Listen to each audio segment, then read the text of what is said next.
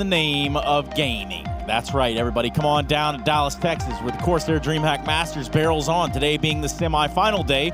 An entire week before this, we have finally arrived at our destination. Tomorrow being that grand final, but today I'm going to be delivering to you 2 semis. Of course, none of this would be delivered at all without the help of our sponsors, to include AT&T, Chipotle, CORSAIR, CS.Money, Esport Management, and Monster Energy. Welcome back, everybody. Good morning, good night, and good evening. Wherever you are right now, you've chosen the right time to tune into the show.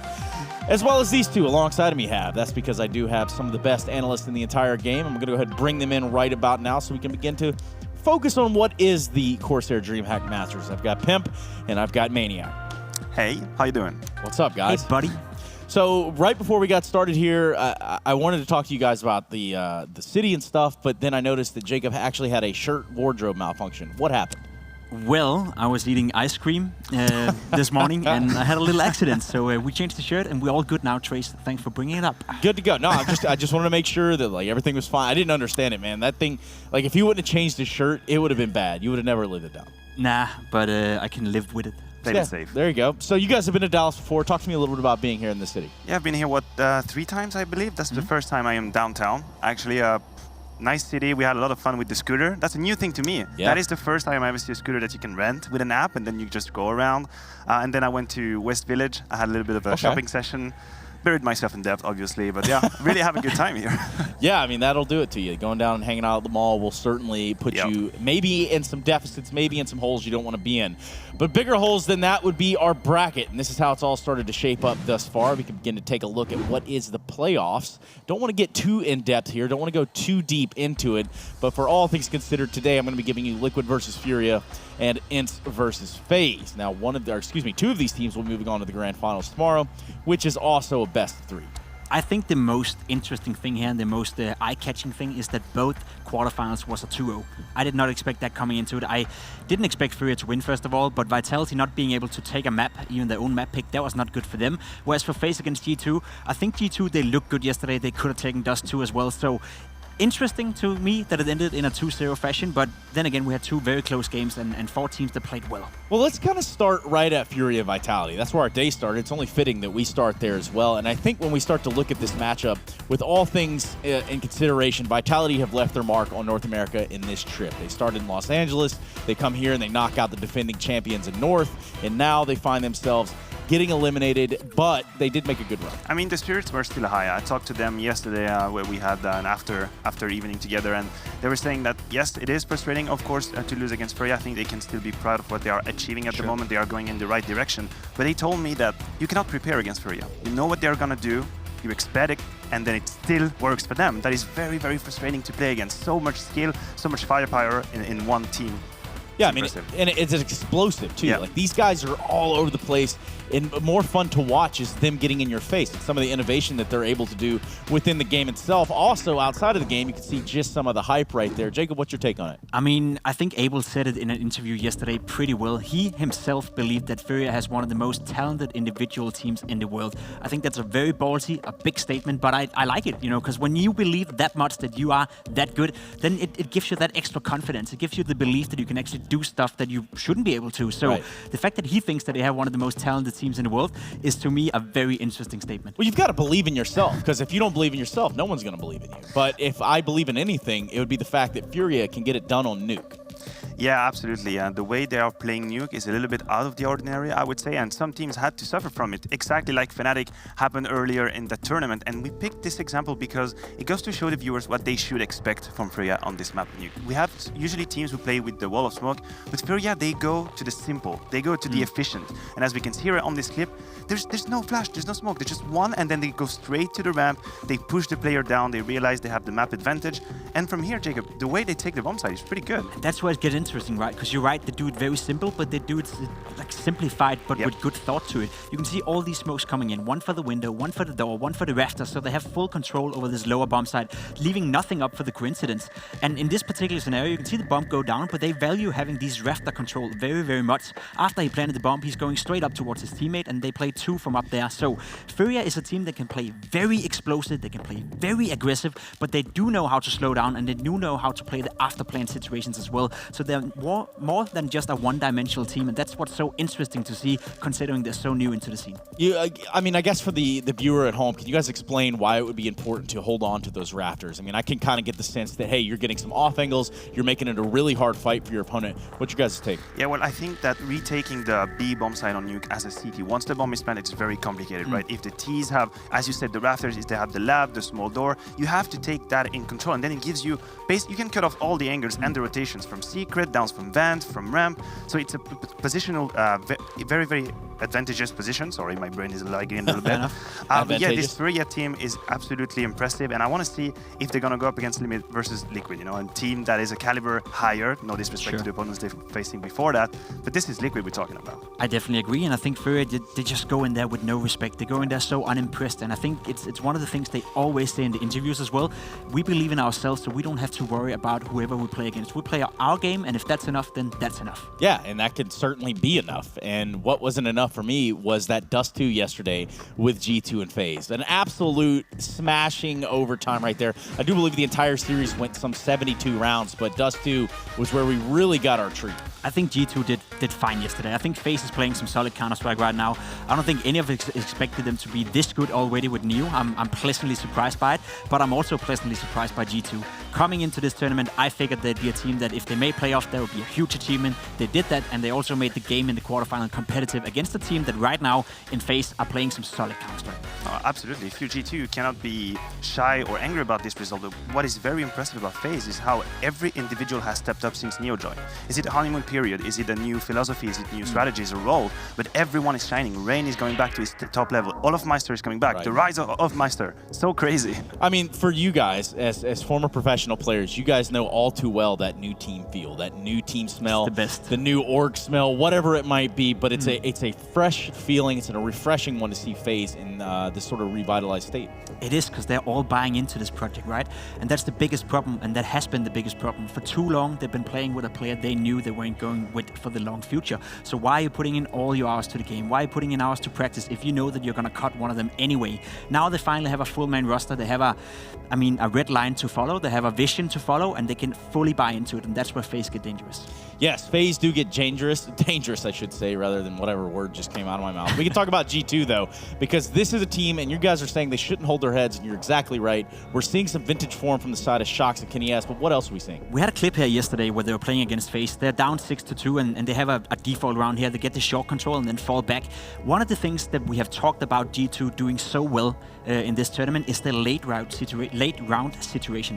They play them so well, they play them so slow, which is a little bit atypical French Counter-Strike, right? Maniac, you like to be heads out, you like to be fast, but G2, they found a way to play the retakes and play it slow. Here we see a situation where they're down 4 versus 3 in this situation, so it's all up to Jax now winning the duel against Neo. He does that. At the same time he wins this duel, another duel is being won on short, and all of a sudden you have a 3 versus 2 situation where you have Nico pinpointed between 2 areas, and G2 does it so well. 22 seconds left in the round, they still sneak up long, they don't take any risks, they're ready for this peak, Nico goes down. And this is the little finesse now. The bomb still has to cross for CT spawn, Guardian has an AWP play, you can see the triple peak down there, Amanek drops down, they play together, they communicate well, and this is to me a new look of G2. Rather than, hey guys, let's all fight him one-on-one and see what happens, right? Let's all go for the highlight. It would have happened a month ago. Yeah, do you agree with that? Yeah, I agree, and I think that was the next step for G2 and even French CS in general, is the ability to remain calm and take the right decisions even when there is 15, 14 seconds left. In G2, they have really been able to do that on their T side and on the CT side. They had some really neat retakes even when the time was pushing. So that's why I'm thinking they are going in the right direction. Yeah, I mean, going in the right direction is one thing, but I mean, like you're saying, they cannot hold their head too low here, because albeit their finish was a little bit shallow, a little bit shorter than they would have liked, however, they have given us a reason to kind of look forward. Perhaps even 3 of them, if I had to guess. Yeah, I got 3 reasons for you guys. I think it's over here.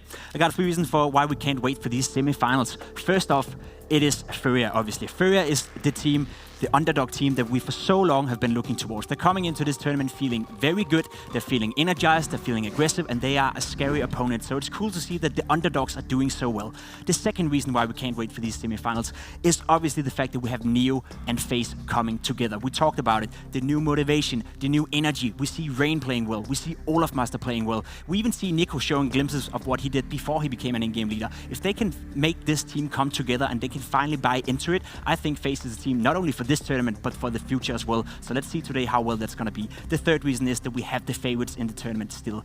Ends obviously the second best team coming into this tournament, and Liquid. There's no doubt that there's a lot of pressure on them. Liquid in particular. We have the Intel Grand Slam. Can they take another notch, put one up ahead against Astralis? Ends for that matter, they won a Blast tournament, then didn't really do too well at the Summit, but that's a less good tournament. Now coming into this one, can they make up for that by winning this one? I'm looking very much forward to it, and I think it's so cool to see that we have 4 different storylines for all 4 different teams coming into the semifinals.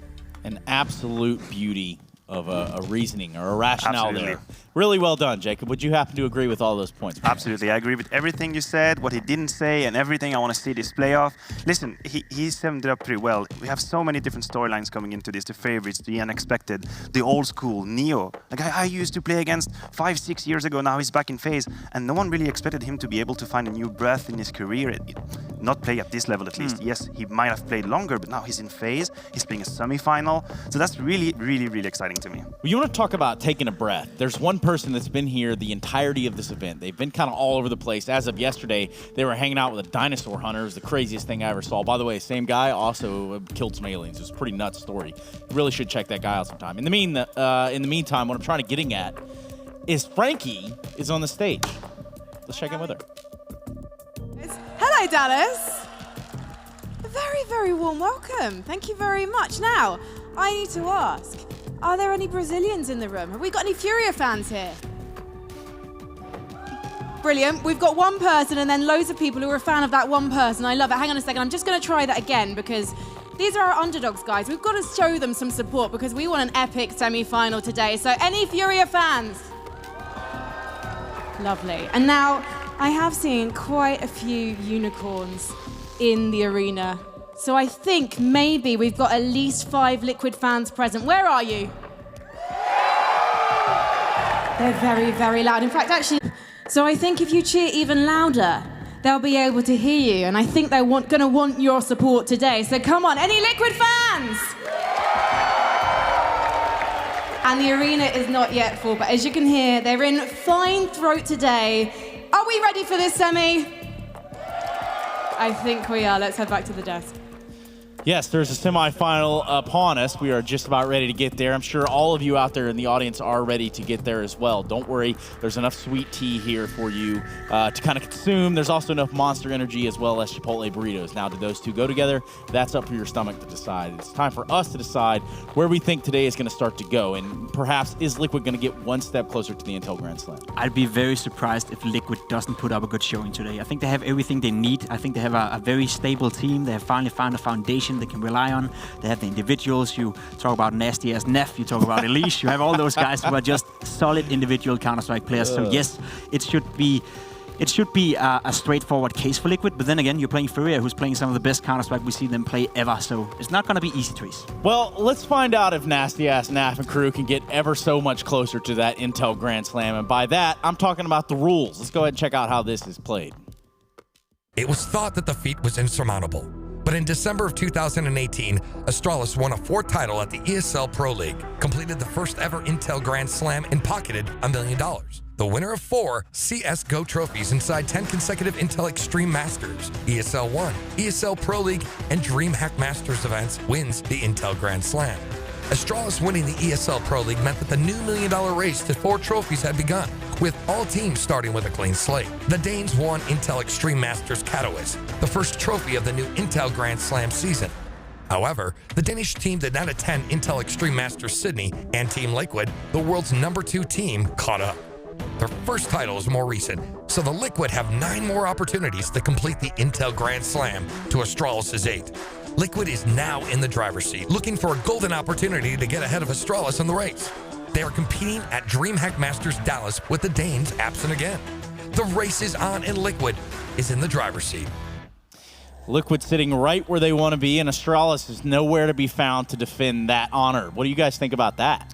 I guess that puts them in a position of pressure, right? If you're Liquid, you have to realize what an opportunity you have here to put a second notch on your belt. And if you're Astralis, you're probably keeping an eye on the tournament. Maybe you're a Furia fan as it is. You know, you have to make some decisions when it comes to calendar. Sometimes there's going to be consequences. Definitely, and I think, and I know that everyone is trying to downplay Astralis for not participating in certain events, but when you can win $1 million, you want to win $1 million. So don't get me wrong here, Astralis will be back within the fight. They will go to some of these tournaments, and they may, as you said, value their calendar a little bit different here now in the beginning of the season, but when it comes down to the narrow, I bet you Astralis is going to be there. Yeah, I think it's going to have to come down to that. They're going to have to step in at some point and say, hey, you know what, Liquid? Not today. Not in the house of Astralis. There we go.